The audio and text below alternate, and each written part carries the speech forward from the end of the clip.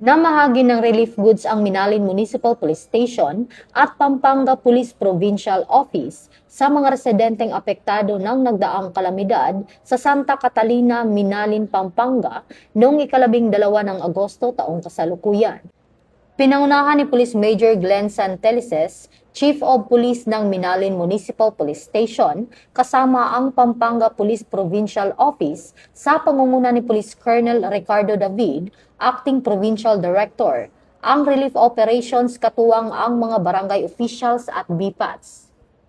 Ang mga relief goods ay donasyon ni Ms. Elaine Tan, CEO ng Eco Protect Management Corporation, bilang tulong sa mga pamilyang nangangailangan. Patunay ang naturang aktibidad sa patuloy na pakikipagtulungan ng PNP at mga pribadong katuwang upang matulungan ang mga komunidad na makaahon at makabangon mula sa epekto ng kalamidad.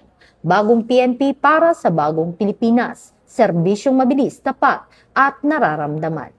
Mula dito sa Campo Crame, ako po ang inyong PNN correspondent, Patroluman Resali Umalay, nagbabalita para sa Police News Network.